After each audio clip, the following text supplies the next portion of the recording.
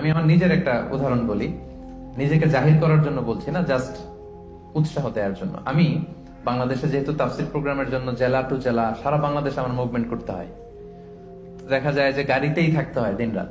তো আমি একটা অভ্যাস করে নিয়েছিলাম, আমি যেটা করতাম, আমি কচকচে 100 টাকার আর 500 টাকার কিছু নোট আমার এই পকেটে রাখতাম। যদি কখনো গাড়ির সামনে কোনো ফরিয়াদি বা ভিক্ষুক যদি চায় ওদেরকে দেওয়ার জন্য, তো এটা একটা অভ্যেস করে নিয়েছিলাম, 100 টাকার কচকচে নোট আর 500 টাকার কচকচে নোট। তো আমার মনে পড়ে মেঘনা টোল প্লাজার এখানে একটা ছোট্ট জ্যাম হয়, তো তখন অনেক খোড়া ল্যাংরা লোকজন এসে এরকম হাত পাতে। তো আমি ওই গ্লাসটাকে এতটুকু নামালাম যতটুকু নামালে আমার টাকাটা শুধু বের করা যায় আর কি, ওইভাবেই দেই যাতে আমাকে দেখা না যায়। তো সামান্য একটু গ্লাসটা নামিয়ে 500 টাকার কচকচে একটা নোট আমি জাস্ট বের করে দিলাম। তো সে পেয়ে তো অবাক, হয়তো ওখানে ওই ছিঁড়া ফাড়া 10 টাকা 5 টাকার নোট গুলাই ওরা পেয়ে অভ্যস্ত। 500 টাকার কচকচে নোট যখন পেয়েছে তখন সে এভাবে হাত তুলে দোয়া করতেছে, আর হাসি, কি হাসি, ভুবন রাঙানো হাসি। মানে 5 লক্ষ টাকা দিয়ে ওই হাসি আমি কিনতে পারবো না। আমার বাসার পাশে এক মসজিদ, একবার আসরের সালাতে গেলাম, এক অন্ধ লোক সালাম ফেরানোর পরে বললো যে আমি অন্ধ, একটু আমাকে সহায়তা করবেন। একজন ওনাকে হাতে করে মসজিদের বারান্দায় দাঁড় করায় দিল।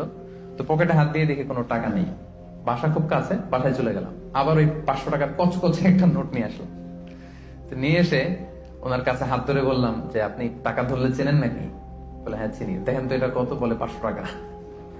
মানে অন্ধদের আল্লাহ এই ক্যাপাসিটিটা দিয়েছে, এরা আপনার ওই 10 টাকা 100 টাকা 500 টাকা ধরে চিনতে পারে। তো আমি বললাম যে এটা সাবধানে রাখেন। তো এটা নিজেকে জাহির করবার জন্য না, জাস্ট প্রসঙ্গক্রমে উৎসাহ দেওয়ার জন্য যে আমরা কিন্তু চাইলে এই অভ্যাসটা করতে পারি। নট নেসেসারি যে 100 টাকার 500 টাকার হতে হবে। ধরেন যে 10 টাকার কচকচে নোট নিয়ে আপনি সবসময় ঘুরলেন এবং এটা প্ল্যান করলেন যে যখন দিব এই চকচকে 5 টাকার নোটটা দিব, কারণ আল্লাহ বলেছেন সবচেয়ে ভালোটা আমার রাস্তায় দাও। আমরা অনেকে যেটা করি সবচেয়ে খারাপটা দান করি। ধরেন ফর এন এক্সাম্পল, আমের বাগান আছে আপনার, তো আপনি ভাবলেন যে কিছু গরিবদেরকে দান করবেন। তো যেটা করে আমাদের দেশে সবচেয়ে পচা যেগুলো, ওইটার একটা বস্তা করে। ওইটা কেন? ওইটা দান করবে উনি। এরপর ধরেন রিক্সা থেকে, আপনি বাংলাদেশের উদাহরণ দেয়, রিক্সা থেকে নামছেন, হঠাৎ একজন ভিক্ষুক ফরিয়া দিয়ে এসে হাত পাতলো। তো এখন আপনি ভালো মানুষ, আপনি দান করেন, দিতে চাচ্ছেন, তো পকেট থেকে টাকা বের করে খুঁজতেছে যে সবচেয়ে পুরাতন নোট কোনটা।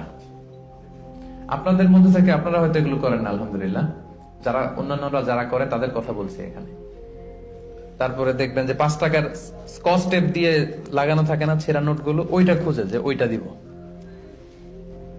তো এইটা যদি করেন এটা আপনি ভুল করছেন, কারণ এই দানটা বেসিক্যালি আপনি আল্লাহ তাআলাকেই করছেন। কিয়ামতের দিন আল্লাহ বলবে আমার তুমি খাবার দিলা না, আমাকে পোশাক দিলা না, আমাকে সাহায্য করলা না। বনি আদম বলবে আল্লাহ বলেন কি, আপনি খাবার চাইলে তো সারা দুনিয়ার সব দামি দামি খাবারের বস্তা আপনার কাছে এনে দিতাম, আপনি পোশাক চাইলে তো আমারটাই খুলে দিতাম।